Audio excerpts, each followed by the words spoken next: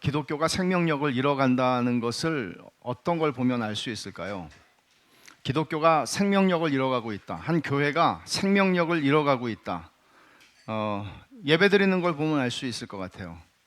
그리고 또 다양하게 그것들을 확인할 수 있는 길들이 있을 텐데, 오늘 우리가 유아 세례를 하는데 성례와 관련해서 제가 좀 말씀을 드리고 싶습니다. 하나님께서 우리에게 성례를 주셨습니다. 예수님이 제정하신 성례는 두 가지입니다. 성찬과 세례입니다. 세례와 성찬 두 가지인데, 이 세례와 성찬은 하나님께서 우리에게 은혜의 수단으로 주신 것이죠.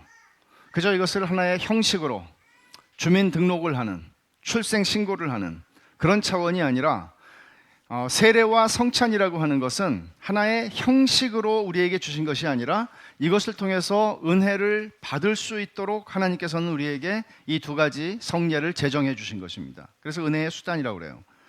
근데 은혜의 수단을 통해서 은혜를 받지 못하면 어떻게 되겠어요? 교회에서 세례가 행해지고 성찬이 행해져요. 근데 그것을 통해서 은혜를 받는 사람들은 없어요. 그냥 잘 먹었다, 세례를 했구나, 이런 정도로 얼마든지 교회 안에서 세례식과 성찬식이 행해질 수 있는 거죠. 말하자면 우리의 신앙에 아무런 감동이 없는 거예요. 성경을 읽어요, 기도를 해요. 근데 그것도 하나의 형식에 지나지 않아요. 오늘도 성경 읽었다, 오늘도 기도했다. 더 이상 내 삶에 하나님을 느끼지 않아요. 하나님을 감각하지 않아요. 마치 죽은 사람인 것처럼. 남편과 아내가 결혼을 해서, 사랑해서 결혼을 해서 같이 살아요. 근데 한 지붕 밑에서 사는데도 아무 감각이 없어요. 남남 같아요. 성례와 관련해서 우리는 우리 자신들을 좀 돌아볼 필요가 있을 것 같습니다. 여러분들은 어떠세요? 여러분들 안에서는 기독교가 생명력을 잃어버리고 있다는 것은 한 교회 안에서 일어날 수 있는 일이고, 한 시대 안에서도 일어날 수 있는 일이고, 한 개인 안에서도 일어날 수 있는 일입니다. 영적인 생명력이 내 안에 없구나, 기력이 없구나, 영적인 기력이 없구나, 그냥 사는 거구나, 그냥 일요일 아침이면 교회 나오는 거구나, 그 외에 나를 기독교인이라고 할 수 있는, 나를 그리스도인, 하나님의 자녀라고 할 수 있는, 성령이 내 안에 내주하시는 하나님의 백성이라고 할 수 있는 그 생명력은, 그리고 주님께서 말씀하신 바 오늘 내가 누리는 영생이라고 하는 것은 아무 의미가 없는 거죠. 개념들, 관념들, 허구들로 가득한 것입니다. 한 번도 내가 그리스도인이 아니라고 생각한 적이 없지만, 실제로는 주께서 내가 너하고 아무 상관이 없다, 그 말씀하실 수 있다는 것이죠. 물론 실로 성령으로 거듭난 하나님의 백성이라 할지라도 그 안에서 그런 생명력을 잃어버리고 생명력이 쇠퇴할 때가 분명히 존재합니다. 성례와 관련해서 우리는 이것을 좀 생각할 필요가 있을 것 같습니다. 미국이 독립하기 전에 영국의 식민지였습니다. 미국의 지금 동부 지역은 17세기 후반에 뉴잉글랜드 지방에서 청교도들이 1620년에 메이플라워 호를 타고 종교의 자유를 누리기 위해서 신대륙으로 건너갔죠. 그들은 정말 그리스도가 통치하시는 나라를 세우고 싶었습니다. 그렇게 뜨거운 열정과 주님을 향한 사랑과 신실한 믿음으로 그 바다를 건너서 아무것도 모르는 땅에, 그 위험한 땅에 그들이 들어갔죠. 1620년입니다. 세월이 흘렀습니다. 한 40년. 그러니까 벌써 한 세대가 지나고 또 한 세대가 시작되려고 하는 그런 정도죠. 한 세대가 흘러갔어요. 40년이 지나서 이런 고민들을 교회가 하기 시작했습니다. 우리 자녀들에게 유아 세례를 베풀었거든요. 근데 유아 세례를 받은 애들이 성장을 해요. 근데 성장을 하면서 자기들의 입술로 이제는 신앙을 고백해야 하고 참된 거듭남과 회심의 증거들을 드러내야 하는데 그게 없는 거예요. 교회는 나와요. 하나님을 부정하지도 않아요. 근데 자기들의 입술로 고백을 해야 되는데 고백을 할 수가 없어요. 정직하게. 회심이 안 일어나는 거죠. 그냥 엄마 따라 다니던 건데, 그러니까 그 사회 자체가 지금 같으면 그런 일이 일어나지 않죠. 왜냐하면 그 사회는 기독교적 사회였어요. 교회와 사회가 거의 같이 가던 시대였단 말이에요. 교회에서 성찬을 받지 못하고 교회에서 회원권, 교회의 회원이 되지 못하면 사회에서도 추방을 당하는 것이 일어날 수 있는 사회였단 말이에요. 그러니까 교회를 떠날 수는 없었죠. 요즘 같으면 교회를 떠나죠. 아니, 어렸을 때 중고등학교 때까지야 내가 부모 따라서 교회를 다니지만 내가 대학교 가고 내가 지금 예수를 안 믿고 있는데 내가 교회 나와야 할 이유가 뭐가 있겠어요? 내가 유아 세례를 받았다는 것, 내 부모가 예수를 믿는다는 것, 그게 무슨 상관이에요? 그들에게. 그래서 교회는 나오는데 신앙이 없는 거죠. 이들을 어떻게 이해해야 될까요? 이들은 그리스도인으로 봐야 합니까? 아니면 불신자로 봐야 합니까? 불신자죠. 그러나 이렇게 쉬운 문제는 아닙니다. 쉬운 문제는 아니었습니다. 그래서 1661년에 교회가 논의 끝에 이런 결정을 내리게 됩니다. 부모의 신앙 고백에 의해서 유아 세례를 받았지만 회심의 증거를 보이지 않고 확실한 신앙 고백도 하지 않고 예배에 참여하는 사람들에 대해서 성찬을 금하고 성찬을 받지 않게 하는 것입니다. 왜냐하면 성찬의 의미를 이해 못하는데 성찬을 어떻게 받을 수 있겠습니까? 그리고 교회의 회의에서의 결정권을 주지 않았습니다. 교회의 중요한 회의를, 예를 들어 장로님을 선출한다든지 교회의 어떤 중요한 논의들을 할 때 어떻게 영적인 결정을 할 수 있겠습니까? 그렇게 했어요. 그렇게 했는데 또 문제가 생긴 거죠. 그런 아이들이 또 성인이 돼서 결혼을 해서 자녀를 낳아요. 그럼 그 자녀들이 교회에 나오겠어요? 안 나오겠어요? 당연히 나오죠. 애기니까. 부모님들이 교회에 나오니까. 부모들이 신앙이 없어요. 근데 교회를 다니고 있어요. 왜? 우리 아버지 어머니가 믿는 분들이었고 나는 유아 세례를 받았거든요. 근데 나는 신앙이 없어요, 정작. 근데 결혼을 또 했어요. 교회에서 목사님이 주례해서 결혼을 했어요. 그리고 아기가 생겼어요. 그럼 걔한테 유아 세례를 줘야 되나요? 어렵죠. 그래서 교회가 결정한 것은 소위 중도 언약이라고 하는 개념을 만들었어요. 중도 언약, halfway, 중도 언약. 이것도 저것도 하기가 힘드니까 가운데 길을 하나 낸 거예요. 그게 뭔가 하면 그들에게는 유아 세례를 주기는 줬어요.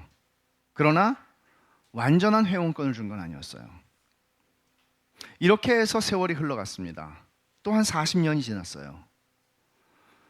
솔로몬 스토다드 목사님이라고 하는 당시에 굉장히 영향력이 있는 뉴잉글랜드 동부에서 굉장히 영향력이 있는 목사님인데 사실은 조나단 에드월즈의 외할아버지죠. 이분의 후임자로 조나단 에드월즈가 놀샘프턴 교회에서 목회를 하게 되었습니다. 근데 이 솔로몬 스토다드는 사실은 보통은 이렇게 얘기하죠. 하버드 대학을 나온 최초의 자유주의 신학자. 솔로몬 스토다드는 성찬에 대한 견해를 자신의 한 35년 정도의 목회 후에 성찬에 대한 견해를 바꿉니다. 비록 이들이 신앙 고백을 하지 않고 있고 그러나 반듯하게 지금 살고 있지 않는가. 그러니 이들에게 성찬을 주자 하는 견해를 가지게 됩니다. 스토다드 목사는 그런 사람들이 회심하기를 간절히 원했고 그런 사람들이 회심할 수 있는 성찬에 참여하게 될 때 그들이 이 성찬에 참여함으로써 회심할 수 있는 기회를 얻지 않을까 생각을 했습니다. 그래서 그의 견해를 바꾸게 된 것이죠. 그런 사람들이 점점 많아졌다는 것입니다. 사실은 스토다드 목사님의 동기는 나쁘진 않았지만 동기가 좋다고 그래서 우리가 내리는 결론이 다 좋은 것은 아닙니다. 스토다드 목사님이 그런 결정을 한 후에 성찬에 대한 견해는 성경을 벗어나기 시작했고 교회는 회심하지 않고 거듭나지 않은 사람들이 굉장히 많아지게 되었습니다. 결국 조나단 에드워즈가 자기 외할아버지의 대를 이어서 노스햄턴 교회를 목회를 하다가 23년을 목회를 하고 쫓겨나게 되죠. 쫓겨나게 된 이유는 성찬에 대한 문제를 돌이키려고 했기 때문이었습니다. 성찬은 이렇게 받을 수 있는 게 아닙니다. 성찬은 거듭나고 회심한 사람들이 받는 것입니다. 그래서 제가 성찬을 할 때마다 여러분들에게 많이 경고를 합니다. 함부로 받지 말라고, 합당하게 받으라고. 결국 솔로몬 스톨다드 목사님의 결정이 교회의 회원권을, 멤버십을 많은 소위 거듭나지 않은 사람들에게 오픈해 줌으로써 교회가 어려움을 겪게 되었다는 것이죠. 이런 과거의 역사에서 우리가 배울 수 있는 교훈이 있을까요? 어떤 교훈을 우리가 배울 수 있을까요? 우리 한국 교회도 지금은 저는 어렸을 때 제가 우리 믿는 집안의 4대라고 하는 게 4대째 믿는 사람을 별로 많이 만나지를 못했어요. 근데 보세요. 지금은 이제 5대째, 6대째 믿음의 집안들이 생기고 있죠. 초창기에 예수를 믿은 집들은 그렇게 지금 되어가고 있습니다. 그만큼 우리 한국 교회도 역사가 생긴 것이죠.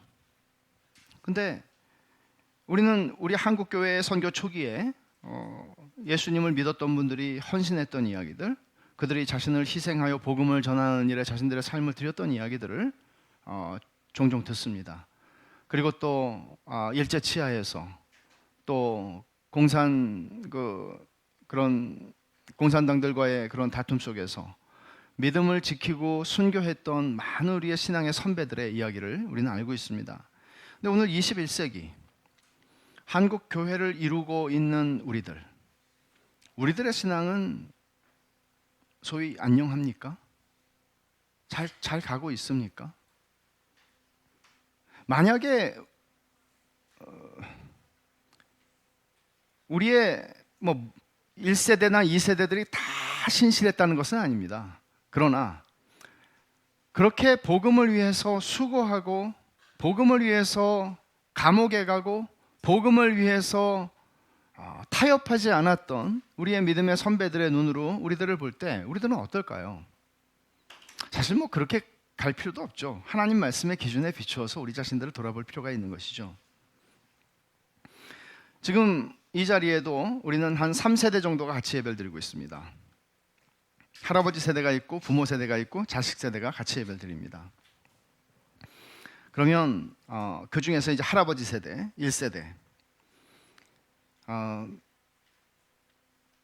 우리는 이 세 세대를 보면서 우리의 신앙은 점점 더 새로운 헌신과 주님을 사랑함과 은혜 안에서 더 깊어지고 있는지, 아니면 우리는 점점 더 마치 물탄 복음처럼 흐려지고 있고 무늬만 기독교인 형식상의 명목상의 신자들로 점점 가고 있는 것은 아닌지, 부모의 신앙보다 더 경건하고 부모보다 더 주님을 사랑하는 자식들이 나오고 있는지, 세대를 거듭할수록 우리는 더 주님 앞에 자신을 드리는 참된 경건을 드러내는 그런 2세, 3세, 4세들을 우리는 보고 있는지 어떻습니까? 1세대, 이 자리에 계시는 1세대인 여러분들은 어떻게 신앙을 지켜왔고 어떻게 여러분의 신앙을 자녀 세대에게 전수하기 위해서 어떤 책임을 어떻게 감당해 오셨습니까? 또 2세대인 여러분은 부모의 하나님이 아니라 이제는 나의 하나님이라고 고백할 수 있는 자리에 정녕 이르기는 하였습니까? 더 이상 부모를 따라다니는 신앙이 아니라 부모가 예수 믿었기 때문에 나도 교회를 다니는 게 아니라 진짜 나의 하나님으로 여러분들은 그 하나님을 만났고 그 하나님을 알고 그 하나님을 섬기고 있냐는 거죠.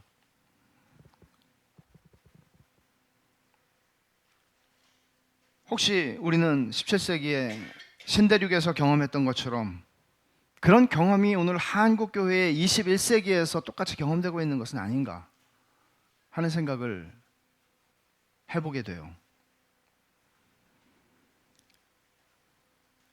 3세대들이 있어요. 오늘 유아세를 받는 애들도 3세대예요. 따지고 보면 3세대예요. 근데 이 아이들에게 우리가 유아세례를 베풀죠. 근데 유아세례를 베푸는 오늘 부모들은 내 자녀들을 정말 신앙의 본을 가지고 신앙의 본을 보이며, 말로가 아니라 본을 보이며 참된 신앙과 참된 경건을 가르칠 수 있는 실력이 있나요? 다 여기 앉으라고 그랬는데 애들 시끄러워서 또 다 왔다 갔다 하네요. 여기다가 내가 얘기를 하는 건데 그런 실력을 가지고 있나요? 아니면 단순히 생물학적으로 나이를 먹어서 결혼을 해서 자녀를 낳는 건가요? 아니면 영적으로 자녀를 낳아서 기를 수 있는 실력이 있나요?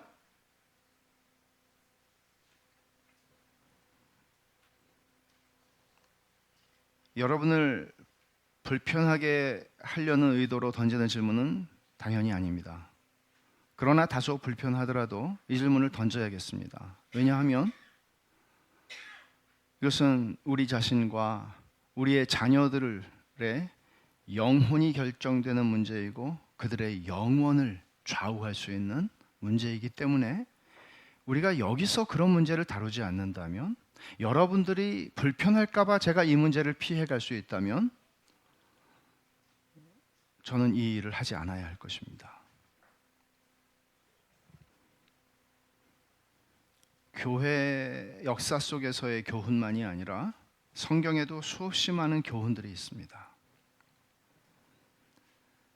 사실 우리가 경험하는 바지만 부모 믿음이 훌륭하다고 해서 자녀들이 훌륭한 믿음을 가지는 것은 아닙니다. 거꾸로도 부모 믿음은 형편없는데 정말 개천에서 용난다는 말이 이거구나. 아버지는 저렇게 불경건한데 애가 그렇게 경건할 수가 있어요. 우리 열왕기를 보면 그거 알잖아요. 이분의 아버지가 누구더라? 그러면 기가 막힌 사람이죠. 그래서 자녀들의 신앙의 문제는 정말 은혜예요. 은혜예요. 내가 잘 길러서 나는 이렇게 훌륭하게 자녀를 길렀다? 그렇게 말하는 사람은 입술이 부르틀 가능성이 있어요. 내가 못 길러서 우리 애가 이렇다고 자책할 문제도 아니에요. 물론 우리가 하나님 앞에서 마땅한 책임을 감당하지 못했을 때 회개하고 주의 은혜를 구해야죠. 하나님의 은혜다. 자녀들의 신앙은 하나님의 은혜다라는 것은 부모들이 자녀들의 신앙 교육에 대해서 가져야 되는 막중한 책임을 면제시켜주는 얘기는 물론 아닙니다. 사람이 모르겠어요. 제 경우는 그랬어요. 사람이 자녀를 낳아서 기르면서 거의 처음으로 자신을 온전히 희생할 수 있는 것을 배우지 않나 싶어요. 물론 결혼해서 사랑하고 정말 내가 죽고 네가 살고 막 이렇게 사랑하잖아요. 근데 그것도 사실인데 나중에 집에 가서 또 문제가 생길 수 있으니까 그것도 사실인데, 자식을 낳아서 기르면서 진짜 내가 어떤 희생도 어떤 수고도 그걸 감당하더라도 얘네들이 정말 잘 됐으면 좋겠다, 그런 생각을 하게 된단 말이에요. 또 한국 부모들이 오죽합니까? 자식 사랑이. 그래서 뭐 부부가 갈라져서 태평양 건너가 사는 한이 있더라도 애들을 잘 기르기 위해서 정말 수고와 애를 얼마나 쓰는지 몰라요. 학원도 부족해서 그냥 공부만 시키는 게 아니고 운동도 시키고 예능도 시키고 그냥 정말 바빠요. 근데 진짜 중요한 게 뭘까요, 여러분? 적어도 그걸 세상이 다 한다고 합시다. 근데 적어도 부모가 거듭난 믿는 부모라면 내 자식한테 진짜 중요한 게 뭔지는 알아야죠. 아는 게 아니라 본능적으로 아는 거잖아요. 얘네들이 주님 만나고 하나님 경외하는 아이들이 되는 것보다 더 중요한 게 세상에 어디 있어요. 아무리 똑똑하고 좋은 대학 나오고 좋은 회사에 취직하고 그러다가 감옥 가는 사람이 한둘입니까? 그리고 다 자기 뱃속 챙기고, 여러분 청문회 하는 거 보세요. 세상에 털어서 먼지 나오지 않는 사람 없고, 저도 먼지 많이 나오겠죠. 근데 정말 보세요. 얼마나 이기적이에요. 내가 배운 지식, 내가 가진 권력, 내가 가지고 있는 그 모든 걸 동원해서 자기 배를 불리는 삶을 살아가는 거잖아요.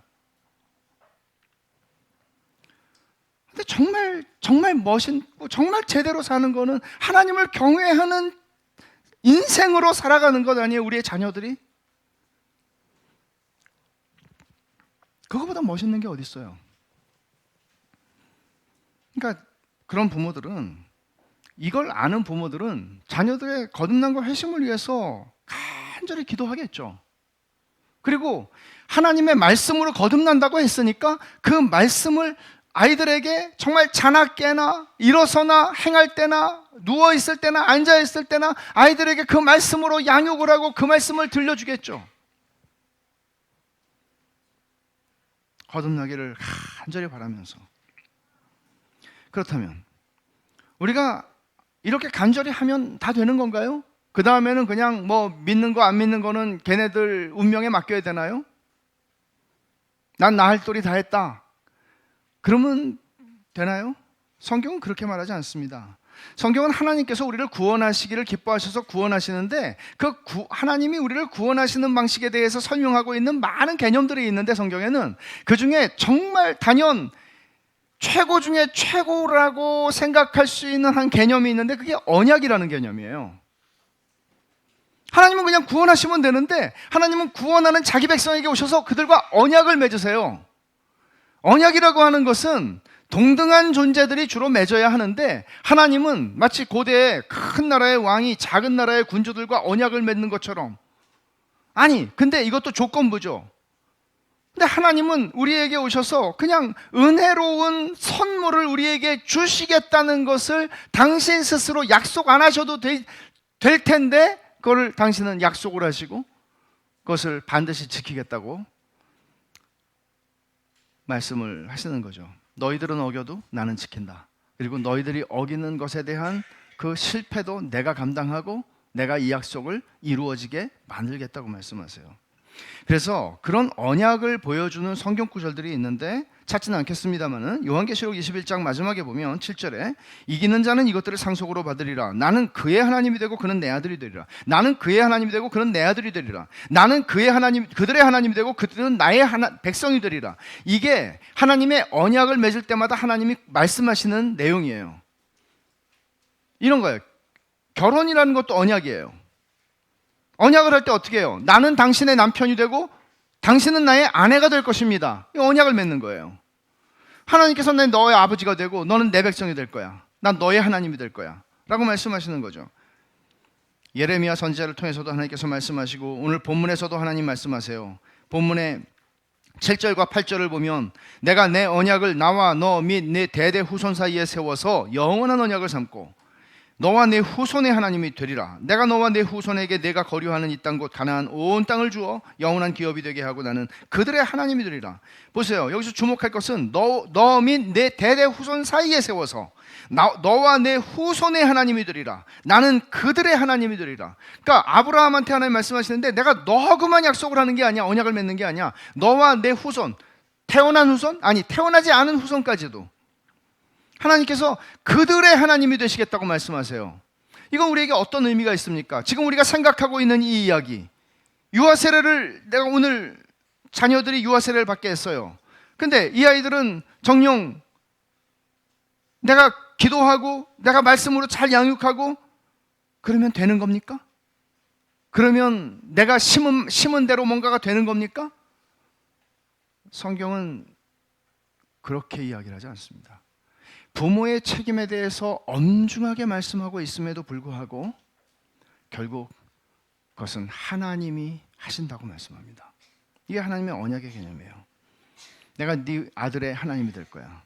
말하자면 이런 거죠. 제 아들의 장래를 놓고 걱정이 된단 말이에요. 제가 그런다는 게 아니고 우리가 이제 예를 들어서 아들의 장래를 놓고 걱정이 돼요. 과연 제대로 살 수 있을까? 주님을 믿게 될까?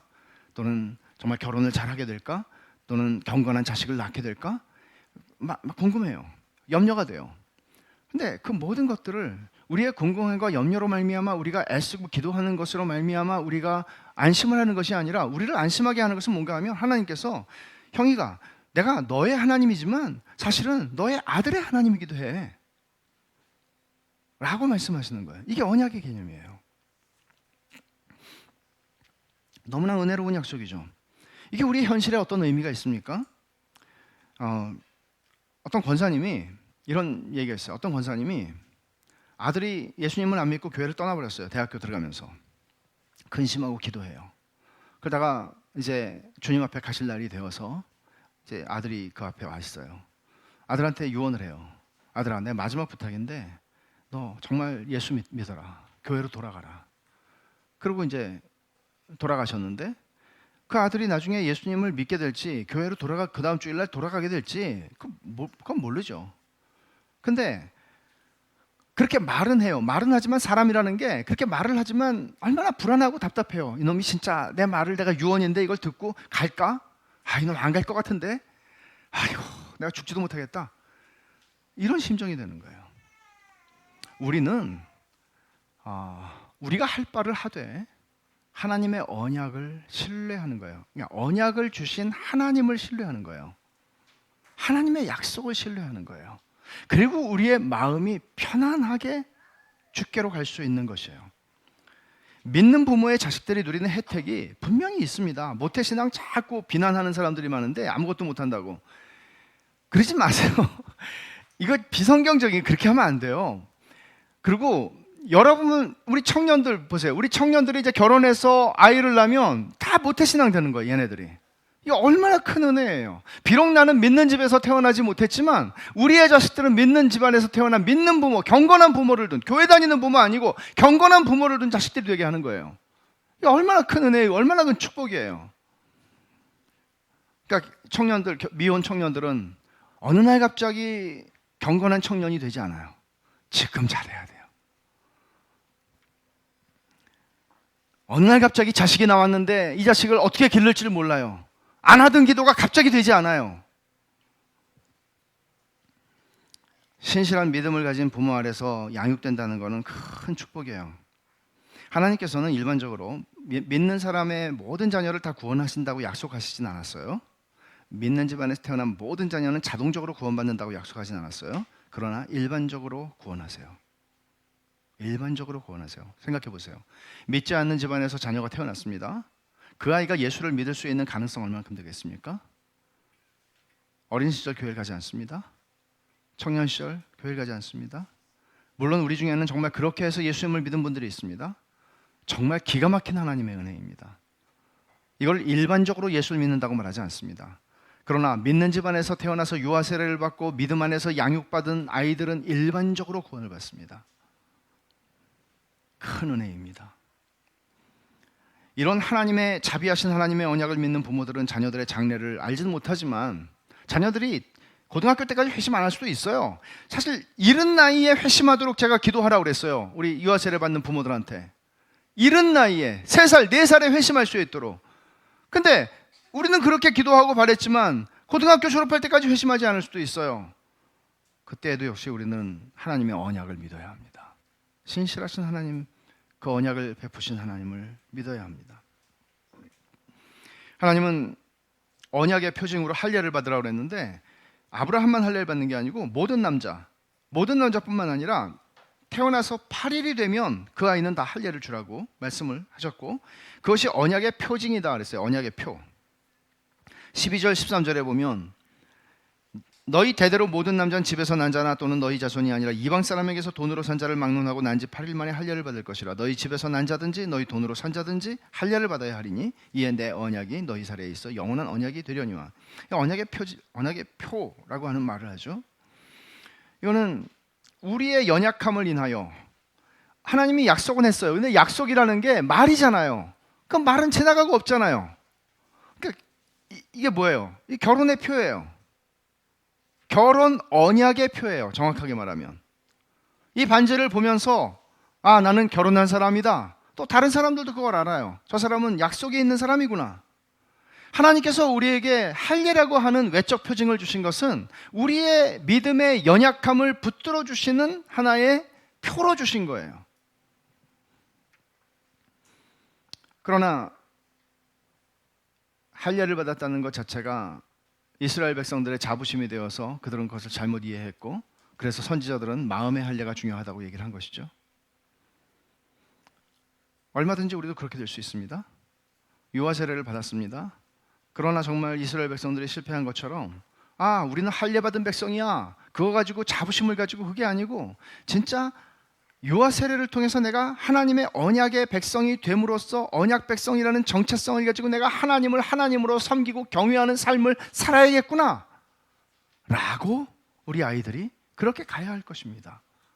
그리고 부모들은 언제나 우리 아이들에게 그 정체성을 심어줘야 돼. 너는 이 집안의 장손이야가 아니고 너는 세례를 받은 사람이야, 너는 하나님의 언약 백성이야,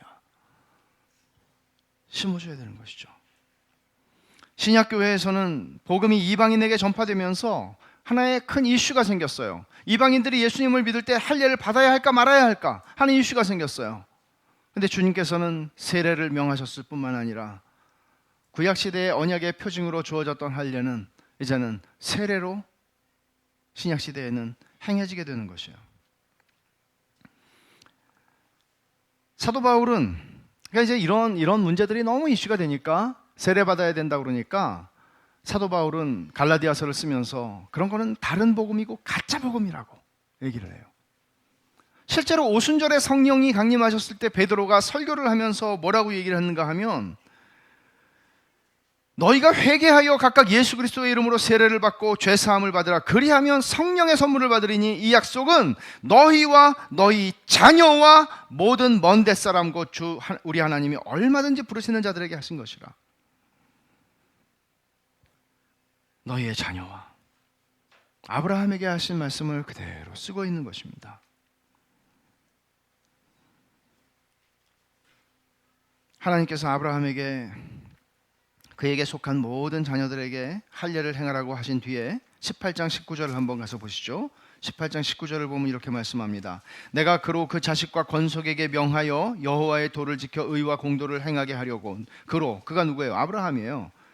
아브라함 자식, 아브라함에게 속한 모든 가족들에게 명하여 여호와의 도를 지켜 의와 공도를 행하게 하려고 그를 택하였다. 뭐예요? 그냥 할례만 하면 끝이 아니고 이 할례를 통해서 그들을, 그 모든 하나님의 자녀들을 하나님의 자녀답게, 언약 백성답게 그 말씀으로 가르치고 그 말씀대로 살아갈 수 있도록 가르치라는 거예요.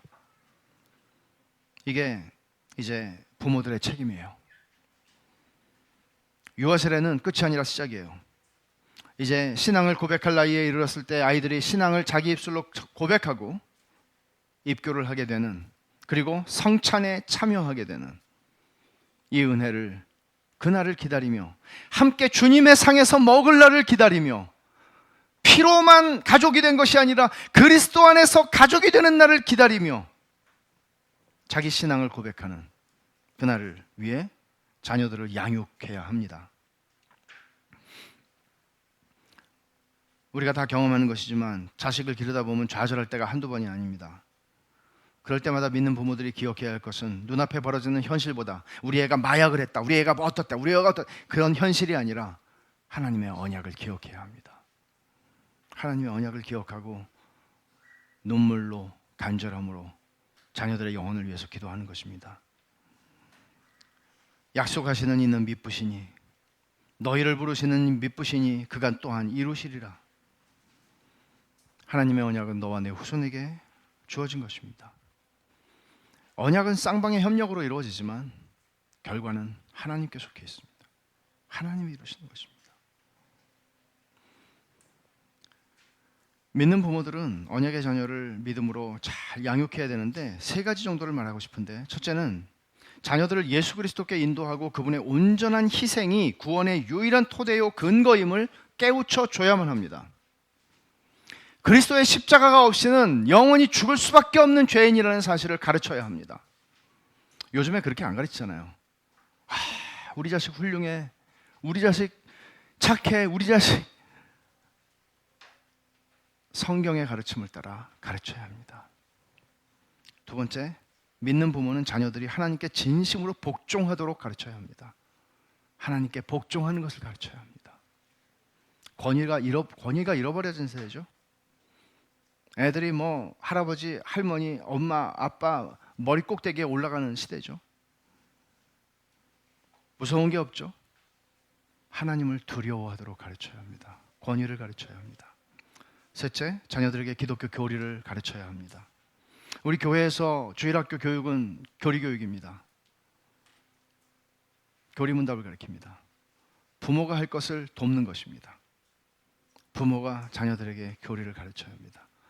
기독교 신앙의 도리가 무엇인지를 전부 가르쳐야 합니다. 마지막으로 자녀들의 거듭남과 회심을 위해 기도해야 합니다. 왜냐하면 죄인을 거듭나게 하는 분은 성령님이시기 때문입니다. 우리 힘만으로 되지 않습니다. 우리 힘으로 자녀들을 행복하게 만들어줄 수 없습니다. 우리 힘으로 자녀들이 하나님을 경외하는 순종하는 자녀가 되게 만들 수 없습니다. 우리 힘으로 자녀들이 성경을 믿고 그리스도를 존중하고 하나님을 영화롭게 하는 자녀들로 만들 수 없습니다. 그래서 자녀들을 기르면서 우리의 부족함과 한계를 수없이 많이 느낍니다. 좌절하죠. 그러면서 우리는 하나님의 언약의 진실함과 그 언약을 허락하신 하나님의 성품을 온전히 의지한다는 게 무엇인지를 배웁니다. 믿는 부모들은 언약의 자녀들을 길러가면서 언약의 자녀들을 하나님의 사람으로 기르는 것뿐만 아니라 그 자녀들을 통해서, 자녀들을 기름을 통해서 자신들의 믿음을 온전케 하시는 하나님을 만나게 됩니다. 그리고 믿음의 가정들이 그렇게 세워지면서 정말 연약하고 부서지기 쉬운 가정들인데도 그렇게 하나님은 믿음의 가정을 하나하나 세워가시면서 그 믿음의 가정들을 통해 교회가 온전하게 세워져 가게 하시는 것입니다. 하나님께서 오늘 유아 세례 받는 아이들 그리고 또 그 부모들에게 복을 주시고 은혜를 주셔서 이런 언약의 은혜를 좀 풍성하게 경험할 수 있었으면 좋겠습니다.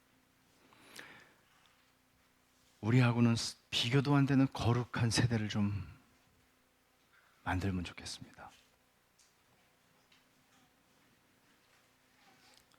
우리 베샬롬 교회에 속한 하나님의 모든 권속들이, 모든 가정들이 이런 은혜 아래, 이 언약의 은혜 아래 있음을 알고 이 은혜를 인하여 감사하고 낙심되고 좌절되고 자식들의 문제 때문에 너무 힘들 때에도 하나님의 언약, 그리고 그 언약을 신실하게 이루시는 미쁘신 하나님을 의지하고 신뢰하십시오.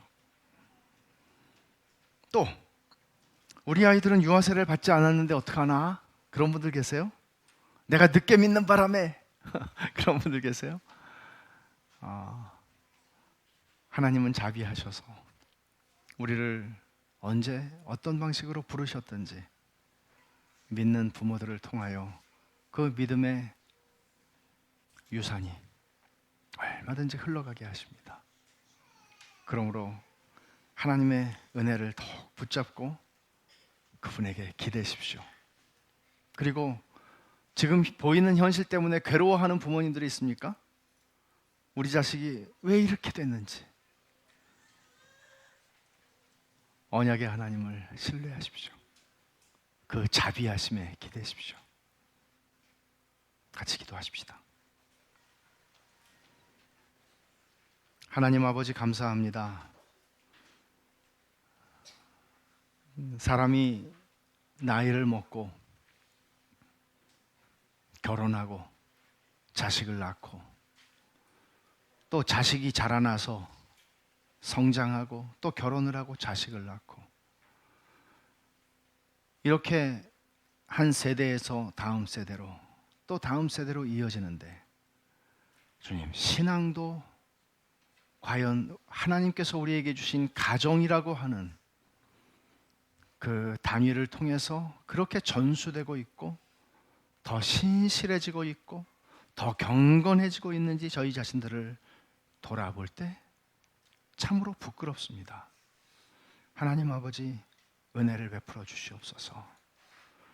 저희들에게만 맡기지 마시고 신실하고 미쁘신 하나님께서 언약하여 주신 대로 내가 너와 내 후손에게 하나님이 되겠다고 말씀하신 대로 하나님 아버지, 저희만이 아니라 저희의 자녀들의 세대, 저희의 자녀들의 세대만이 아니라 저희의 자녀 손들의 세대까지도 축복하여 주셔서 하나님 그 언약을 이루어 주시옵소서. 아버지 하나님, 믿는 부모들을 축복하시옵소서. 믿음을 주시옵소서. 은혜를 더하여 주시옵소서. 말이 아니라 삶으로 신앙과 경건을 가르치는 저희가 되게 하옵소서. 예수님의 이름으로 기도하옵나이다. 아멘.